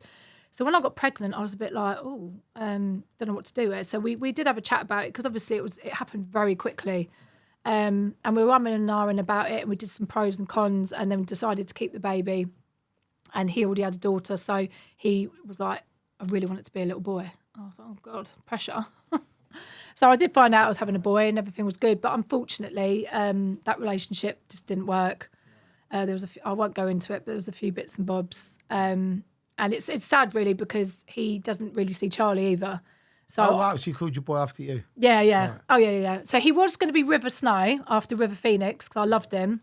Then when he was actually born, his dad was like, I can't, it just don't sit well with me calling If you'd our have called son him that. River Snow, he would have hated you. I know. Charlie I liked much it better. though. I think River for a boy is cool. I wanted a really cool, quirky Do you know name. like people call their daughters Apple and fucking I their wouldn't call him sons Apple. Orange and Yeah, I know. all these weird names. I think, you know, it sounds good at the time and it's trendy, but when they're No, older... Apple's ridiculous. No, that's What's ridiculous. your name? I'm Apple. Do you And know then what I even mean? short's App. I mean, it's just disgraceful. But no, I really liked River Snow, and then he was like, no, it just don't sit well with me. And he was like, look, my name's shit. So what about you? What mum can say they've named their little boy after them? I was like, actually, yeah, the two Charlies. Do you Yeah, call him Charles or Charlie? I call him a bit of both. Because Charles is a good name. I do call him Charles. He can be posh. If or he's he could be one of naughty, the boys. it's Charlie Snow, because he's still got the snow bit. So we basically, my brother had a little girl that passed away at 14 months, and she was called Winter Rose. So because of that winter theme, he had a boy that was conceived as she died. So he was like the miracle baby. So he called him Vincent Snow. So when I was pregnant, he said, would you mind carrying on that Snow? And I was like, of course, 100%. So yeah, that's where the Snow comes from, Charlie Snow. So, yeah, I mean, I do like that name, but Charlie Snow, you know. So what, yeah. We know. We know. I didn't do it for that reason, obviously, and my mind didn't even go there. But then when you think about it now, you smile. You get a bit Well, I don't want to smile because of that reason. I think it's a cute name for other reasons. Of course. You and obviously the Charlie's father. Yeah. What was the reason for you to sort of go your separate ways? Was it just? So there was some infidelity going on that I found out about, and he had a lot going on mentally, and he just wasn't mentally prepared for. We got on really well. We were like best mates. We got on really, really well. When I got pregnant, I thought that would really secure our bond, and it just didn't. I think with a pregnancy, it either brings you closer or it pulls you apart. It pulled us apart. He had other things going on the outside as well that gave him added pressure, and unfortunately, it had to come to an end. I was really gutted about it. I still am a little bit, because I wanted to have that little family unit. Because I come from a broken family, it can affect you a little bit. So I didn't want that to happen to Charlie, but... You know, sometimes we never spoke about that. What happened with you then? So my mum and dad are like chalk and cheese. My mum's quite posh and my dad's quite common. They met in a pub when they were like really young, 18, I think my mum was. My mum was kind of pushed into the relationship by family, saying he was a really nice guy and all of this. And so she got with my dad. They got on really well initially. And then once they had me, I think it all started going downhill. But my mum, because she was at the time an only child, she's since found out she's got a brother, but that's another story. But at the time she thought she was an only child. So she said to my dad, I don't want this child to be an only child because I didn't like it. So she had my brother straight away, 18 months later. And then my younger brother was a bit of an accident. He come 4 years after that. But they just didn't get on. It was quite volatile, quite toxic. So they had to just go their separate ways. Yeah. And I suppose because you've been through that. I remember some arguments going on and bits like that. And I don't remember a lot of it, but I remember it being not nice to be around. And I didn't want Charlie to go through that. So that's the other thing. You've got to decide, do you want to be in an environment where your child's witnessing loads of arguing, or do you separate and then they're sort of in peace? Yeah. And that's what we've kind of had to do. I mean, we didn't argue a lot in front of each other, actually, to be fair. It was more, he just mentally couldn't cope with a lot of stuff that was going on. And I tried to be there for him as much as I could. And then it got to the point where my health was suffering.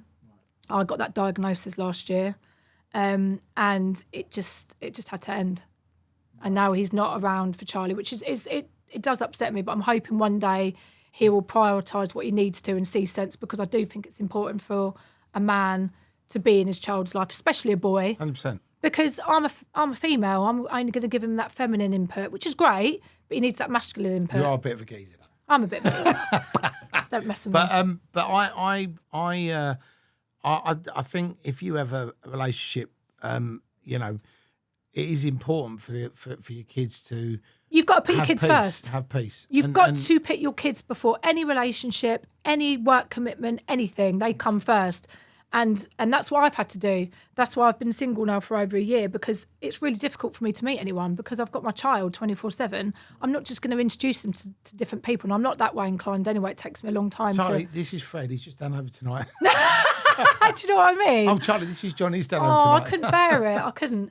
Right. And he's a sweet kid. I mean, he drives me mad sometimes, but he's a sweet little kid. And I don't want him to get confused. I want him to know who his dad is. He still knows who his dad is. He still asks for his dad. Right. Got heartbreak. He's 2, nearly 3. But he'll still look out the window, and his dad drives like a black Defender. So any Defenders that go past, he's like, daddy, and tries to chase him down the road. Right. It's not your dad.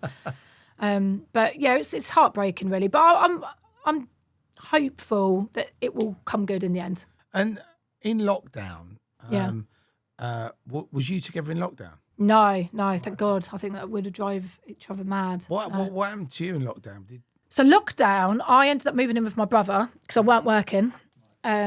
I was skint actually, and I had this car to try and run, so it was really difficult. My brother helped me out a lot actually, and I moved in with him and the kids, and I basically was like their nanny.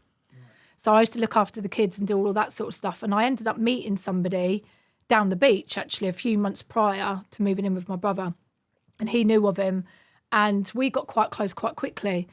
And obviously, because I was living at my brother's, it was quite difficult. He could never come over to mine. He was like, look, I've got this empty house. You might as well move in with me. So we moved in quite soon after meeting each other, like 3 or 4 months. And unfortunately, he passed away in front of me one day. Yeah. What happened? So he was a lovely person, really, really nice, but he had an addiction that I just didn't know how bad it was. Like, because in my town, a lot of people have addictions and that they drink too much or they do things that they shouldn't be doing, but it's kind of like normal in my town. So I didn't think it was any more than like the next sort of person along. So I just assumed, okay, he might just have a little bit of a habit, but it's nothing too major. I can deal with it. And because he never looked like he was, intoxicated or whatever, to me, he just always seemed normal. But apparently he was always on it and I had no idea. What was he taking? Charlie. Right. So, and obviously he used to drink a bit as well and all of that. But apparently he'd been to rehab a couple of times, I didn't know. He'd broken up with his wife and, like I said, we got on really well with each other. He was a really nice lad. And there'd been a couple of times I'd caught him out when he was doing it and I said, look, I don't want to be around that. He was like, no, that's fair enough. And he always took it really well. And then he just met my mum on the weekend. My mum lives up in London and my mum was like, he's a really nice guy. Like, genuinely really nice. Marry him. Yeah. Marry him. She was. She was like, finally, for once, you bring him someone back that I really like. I was like, no, he is really nice. He's a really nice lad. And we went back with my nephew. He come and stayed. And I remember him being up all night and I knew he was doing something he shouldn't be. And I was like, you're doing stuff downstairs. No, I'm not. You are. Oh, just a little bit. And I was like, nah. In the morning, I got up, took my nephew out, and I just moved in with him. I stayed at my friend's for a couple of days and he hadn't called me for a couple of days. So I thought, oh, God, I'm as stubborn as he was. But I thought, no, I'm going to have to reach out because I need some clean clubber. So I phoned him up. He answered and he was like, I'm really sorry. I was like, well, you've obviously been on it for a few days. But anyway, like, it's fine. I'm going to come up to the house. Come up. I'm sitting on his bed. He's sitting in the living room. I'm sitting on the bed, sort of just sitting there. My mate's texted me, are you there? I was like, yeah, I'm here. I'm chatting to him. And I was giving him a bit of a hard time because I was like, look, I don't want to be around this, okay? I really don't. It's not fair on me. No, I know it's not. I might just sell this house and we can go and get a cute little cottage together. And he was trying to talk to me and sweet talk me. And I was angry, you know? So I was just like, not having none of it. Then I get a text off one of my friends saying, what's going on? And I was like, oh, can you talk? She was like, yes. So I was like, right, I'll phone you outside in my car because I didn't want him to listen. So the last thing he said to me, he was eating jelly beans. I remember him eating jelly beans. And he was like, oh, where are you going? I was like, to make a phone call. And I was really angry with him. Went outside, had this phone call for like 20 odd minutes. And I thought, right, it's out of my system now. We can go and get some lunch. I'm ready to forgive him. He looked really fit. I remember when he answered the door, he was wearing some jogging bottoms. He had no top on. I remember thinking, God, you look really fit, but I can't even tell you that. So anyway, I've gone up the stairs and said, right, let's go out for some lunch. And I got to the top of the stairs and he's face down on his face. And I remember his arms being out and his legs kind of like wide apart and he had the remote in between his legs and he was facing the sofa but on the floor. Right. I thought, what's he playing at? I thought he was having a laugh. So I'm laughing at him, going, what are you doing? Get off the floor. He's not moving. So I've like moved his head and there's a little bit of blood coming from his mouth. And I was like, oh shit. Like, and I've still got my bomber on. So I'm sweating, I'm phoning up 999 and I'm like, oh my God, like, I think my boyfriend's like passed out or something, or is he breathing? I was like, I don't know. And they're like, you need to put him on his back. So I'm like trying to move him over. I've got this tight jacket on. Then they're asking for the address and I just had a mental block. I've just moved in. I'm trying to find like, envelopes with his address on it. And I'm like frantic and I'm like, oh my God. And they're like, you're going to have to start giving him CPR. And I was like, I have no idea what I'm doing. They're like, put me on loudspeaker and they're talking me through it, trying to do it. And I remember a little bit of breath coming out of his mouth. And I remember thinking, oh, he's breathing. This is good. Then nothing. And then when I first touched him, he was really hot. And then as I'm going, I can feel him cooling down and all his veins, I remember him going pure white and all his veins come out on his arms. And I remember thinking, this ain't good. And then I start, because I suffer with really bad anxiety with stuff like that, anything medical, I like, and I remember thinking, this ain't good. So now I'm not looking at his face because I can see this blood coming down. There's no response. And I'm like, you need to get in now because I'm going to hit the deck. I think I'm going to pass out. I'm seeing white lights. I'm like, no, carry on. You're doing really well. They're going to be there soon. It felt like an eternity doing this. I felt like I was just being tortured. And I'm trying to, but now I think about it, I was nowhere near doing it hard enough. I weren't doing it properly at all. They've come running up. I've ran down. They worked on him for about an hour. I've then had to call my brother, who was living around the corner at the time with his girlfriend. So they've come over. My mate's come over. They've called his brothers to come over. His dad's come over. There's a big load of us downstairs. And I'm thinking, oh, if they're working on him upstairs, they must have got a pulse. That's why they're working on him for so long, because it'd been about an hour.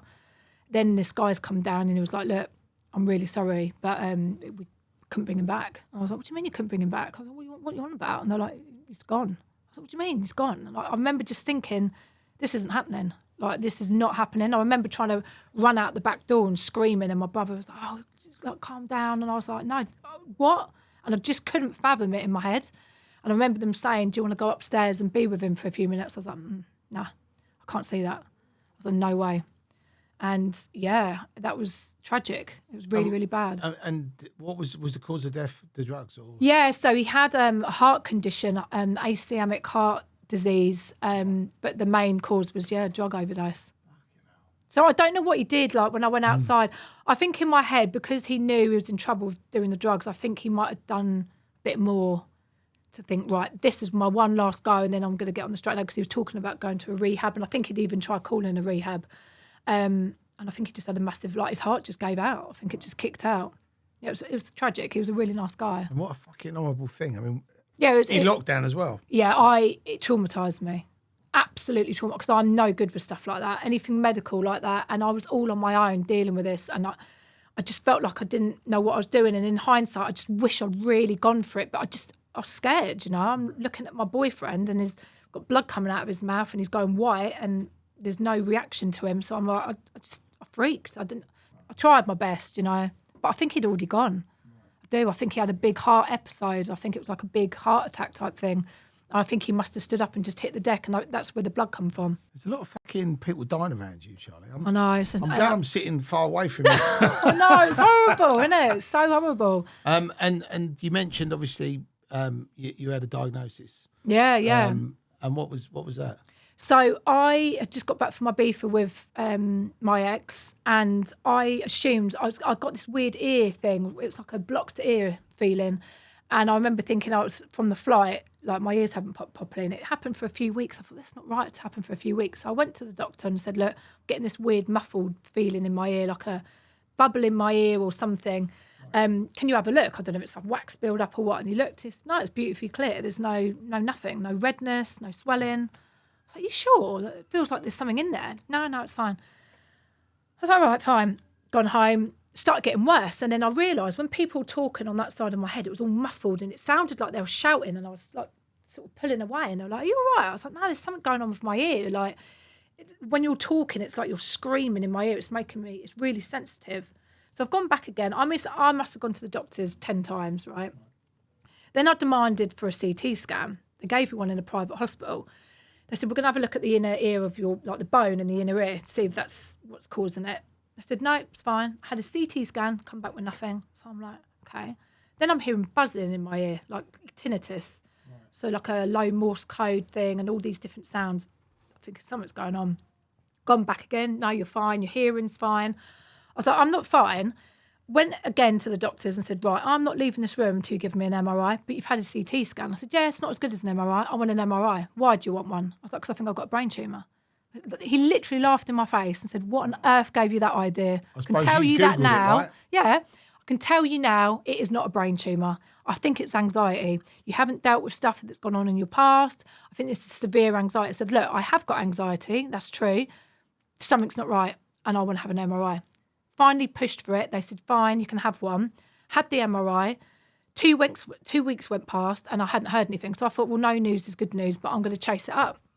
So I sent an e-consultant to my doctors and said, I had this brain scan a few weeks ago. I haven't heard anything back. I assume everything's fine. They sent me a text within an hour saying, can you come into the surgery tonight to talk about your brain scan? I said, why? I said, because obviously everything's all right. Why would you want me to come in? I can't come in now. I've got my little boy. I said, you're going to have to phone me and tell me over the phone because I'm going to be frantic. So then they phoned me and the guy just literally blurted out, yeah, you've got a brain tumour. I went, what? It's the way they say it so calmly, isn't it? He did. And he was like, you've got a brain tumour. I thought, what? Hang on a minute, back up. What? I was like, I have got a brain tumour. And he was like, yeah, you have. It's really rare. And I'm like, well, what is it? I'm going to die? Like, what? And he was like, no, look, just come in tomorrow and we'll discuss it. So I'm all night, I'm panicking. He sent me a text of what this tumour was. It's called an acoustic neuroma. It's quite rare. Vic Reeves has got the same one as me. We had a chat about it on the phone, actually, because he put my mind at rest a little bit with it. It's benign. But they can cause problems, and if I was to leave it, for instance, and it carried on growing, it could eventually take my life, because if it goes near your brainstem, you've had it. And these are at the back of your head, so if it grows big enough, it can squash into things it shouldn't be. It can cause excess fluid on the brain. So, yeah, back in the day, it would have probably taken me, but because they've seen it and it's about 2 centimetres in size now, and it is growing, I'm having radiation on it in January. Right, okay. Yeah. Okay. And do they know what caused it, or is it just bad luck? I mean, I think myself, it's all the years of being around loud music and stuff like that. Right. They don't know that, but they said it can be associated with environmental factors. And I used to always have my phone in that ear. Right. Now, I know they don't like saying that, but I always had my phone to that right ear, always. Well, and I used to get a weird ticking sound in it. And I wonder if that was it. Well, I used to hold my phone like that. And I had a massive lump there. Really? They cut it out, and it was. And what was that? They called it a something cyst. Cyst, yeah. But I did think it's funny. It's that side, not that side. Yeah. So now I've got an earpiece. I don't know if that makes any difference. Yeah, no, but this is the thing. So now I put everyone on loudspeaker, and people think I'm being rude, but I put everyone on loudspeaker. I can't put things in that ear because I'm going deaf in that ear. It's taking my hearing. So I've probably got about, I'd say 60% in that ear now, and they said it will make you go deaf in that ear eventually. Even with the radiation, it just will take my hearing. So, but yeah, it's pretty shit. But and you obviously Well, I wish you well with your treatment. Hopefully, it gets rid of it, and you haven't got to think about it anymore. Yeah. But obviously, like you said earlier, you're single. Single. And Kind of ready to mingle. I was going to say, ready to mingle. No, I am. Yeah, I am. But I mean, over your sort of life, have you had any sort of like crazy dates or any funny things happening or? Yeah, I dated a guy that was unbeknown to me married, so that didn't go down too well. I didn't have any clue at all, and I mean, I don't know about you, but I think if somebody's going to have a relationship with you, they should actually put everything on the table. They need to, because I'm a talker. Otherwise you're walking around going like that. Yeah, but I'm a talker and I like to put things everywhere because I'm not a secretive person and I'm not a deceitful person. So I take people at face value. So I assume people are always going to tell me the truth. So yeah, we went on a few dates and things, and it all had to fizzle out in the end for obvious reasons. But yeah, that was pretty shit to go through, to be honest. But I seem to get men that either lie to me, deceive me, cheat on me. It's just like, just want to find someone who's a bit normal. Where'd you meet these people? Well, you tell me. You're a man. You got any mates? I have, funnily enough. But I think the big issue in life is when you go through life. I think unless you're slightly odd, most people do actually want to meet somebody. Yeah. To share their life with. Yeah. Whether it's two men, whether it's two women, whether it's a man and a woman, whatever. Maybe that I need to stop batting for the other side, Terry. Maybe that's what this is. Maybe it's God saying, look, Charlie, you waste your time with men. I started in a convent school, like with all girls. Might as well go back there. Become the naughty nun. Yeah, maybe I should. Maybe that's exactly what it is. But do you know what? I do think if you put it out there that you're looking, but you don't look, I think then sometimes it comes to you. Yeah, you should never actively go out looking for it because you're either going to get the wrong person or you just, it's just not going to happen. You need to, when it's right, when the timing's right, it's when you're not looking for it. So what you got to do you believe in manifestation? Yeah, I do all the time. Okay, so what you got to do is you got to manifest a normal boyfriend. Yeah, I want to know, but I don't want an ugly boyfriend. Everyone keeps saying to me, you need to lower your standards, go out with someone a little bit ugly. But then I've got to be physically attracted to these people. So where do I cut the line? Because at the end of the day, if I'm not attracted to him, then I'm going to eat him up and spit him out. Right. I want someone who's attractive, but that isn't going to fuck me around. But where do you find that? Yeah, do you know Social media has killed a relationship vibe, I'm telling you. I think too much temptation. I think Don't get me started on the dating apps. Have you been on them? Yeah, I'm on them. What's your favourite one? Hinge. Really? Yeah, it's all right. Tinder's fucking horrendous. I lasted 24 hours on that. Wow. I got called a bat's head. What the fuck is that? Called a what? I got called a bat's head. Why? You tell me. I got called a bat's head. Literally, I started chatting to this guy and I thought, yeah, he's quite fit, this guy. And he was like, you got Instagram? I was like, yeah, I'll give him my Insta. Why not? It's harmless. Gave him my Insta. Oh, I see you've got a kid. I went, yeah. How old is he? 2. Oh, yeah. Boring. I went, sorry, what? He went, yeah, this conversation's dead. It's boring. I went, you asked me how old my kid was. I've replied. I don't really know what else I can say. Like, how else can I aggravate that? Like, he's 2. Like, what am I meant to say? I went, anyway, see you later. I blocked him. I thought, fuck this. I'm not having that. He found me on Facebook, right? See him on my little message requests. I've opened it. Yeah, see you blocked me on Instagram. Yeah, didn't like the conversation. Sorry that you can't talk to me properly. Giving me one-word answers, you bat's head. I was like, okay, great. So that was that. And then the other guy, which obviously ended my time very abruptly on Tinder, was he was like, oh yeah, you look a bit fit. Can I send you some lingerie and you can wear it for me and take some pictures? I went, see ya, block, bye, delete. So yeah, Tinder's not the one for me. No. We had 2. I mean, that's dead. 2. I got called a bat's head and I've got no conversation and basically befriended a pervert. Right, okay. So, yeah. So, yeah. Hinge is a bit of a better calibre. I've got 100 men hidden on there at the minute. So I've been chatting to 100 men, but I don't meet up with any of them. Again, they all get one-word answers. They go, God, like, trying to get anything out of you. And I'm like, I know, everyone says the same. Like, you're free to go and talk to someone else. I was like, I haven't really got a lot to say. It's just the same old spiel. I get bored. It's like, how old are you? When was your last relationship? What do you want out of this? So you got 100 hidden men. Yeah, so you have your active ones on Hinge. So I've got like 10 open that I'm kind of talking to. Right, so there's 10. They're like the fitties. There's 10 that are in play. Yeah. There's 100 that are like that are just reserves. Yeah, absolutely reserved. They're probably never going to come out of reserves, to be honest. They're on the bench. So, Right, fucking hell, you can't play them. no. It's actually quite funny because a friend of mine was on that Bumble app. Oh yeah, Bumble's all right. And, Yeah, I've been on that. I lasted about a day on that. I got bored of that. And actually messaged me and said, what are you doing on Bumble? What? And I said, I'm not on Bumble. Oh, you had an imposter. And I said, oh no, there's somebody called Terry. Yeah, they do that a on lot. Bumble that's fucking messaging people and all the rest of it. Yeah, no, that happens a lot. So I thought it was funny. Yeah. Right? But at the same time, you know, it ain't funny because people might that actually could get you into think trouble. it's fucking me.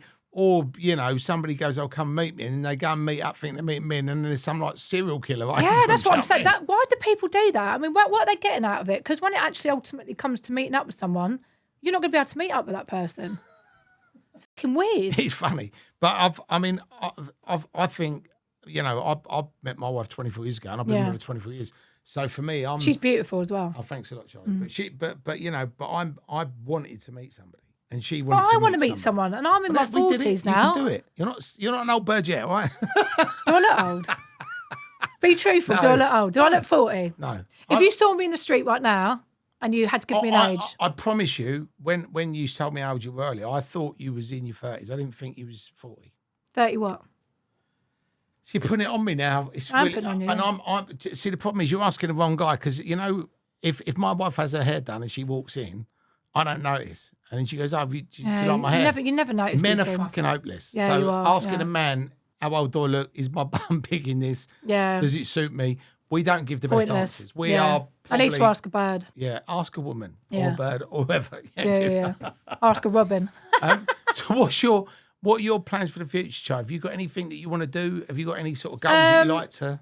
I have got some things that I want to do, but I'm keeping them under wraps right now. But yeah, there's some plans. Obviously, I want to get this treatment done, see how I react to that.